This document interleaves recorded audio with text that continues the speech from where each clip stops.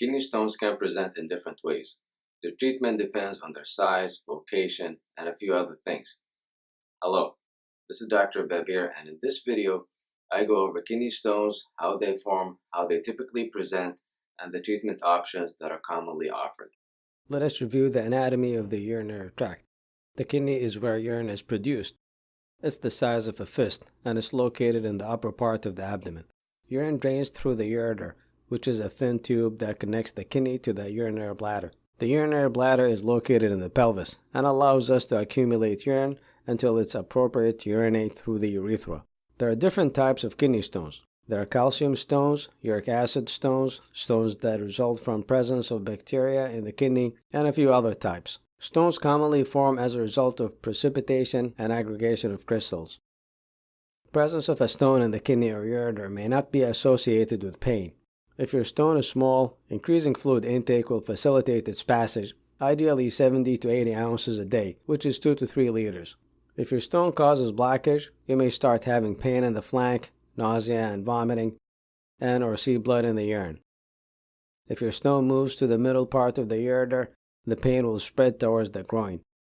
When the stone reaches the end of the ureter, you will start having issues with urination, such as going to the bathroom frequently to urinate and having burning while urinating.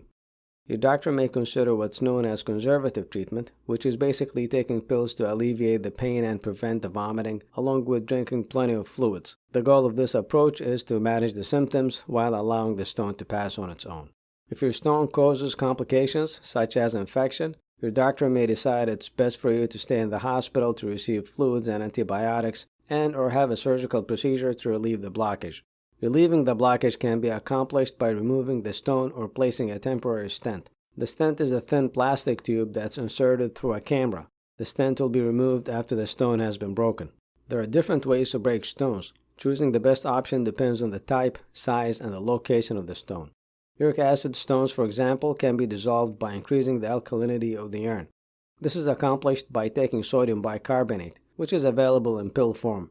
However, this form of treatment is not effective against the calcium stones, which are more common. Shockwave lithotripsy, also known as ESWL, breaks the stone by delivering shock waves from outside your body. The shock waves break the stone to smaller pieces that could pass. A session of ESWL takes approximately 1 hour and is done in a specially equipped room or in the operating room. You will be put to sleep with anesthesia and go home on the same day. The laser is another form that can be used to break the stone. Using the laser requires inserting a camera through the urethral opening. This may take between 30 minutes to an hour and a half depending on the size and location of your stone. You will be put to sleep with anesthesia and go home on the same day. If your stone is larger than 2 centimeters, which is 2/3 of an inch, your doctor may advise you to have the stone broken and removed through an opening in your skin. The size of the opening is approximately 1.5 centimeters, which is half of an inch, and allows your doctor to insert a camera with larger instruments compared to those used when the camera is inserted through the urethra. This allows breaking the stone and removing the fragments more efficiently. You will be put to sleep with anesthesia and required to stay in the hospital for a day or two. Lastly, removing the stone using a surgical incision. This method is commonly used when a camera is not available. Thank you very much for watching. I hope you learned something new. Be well.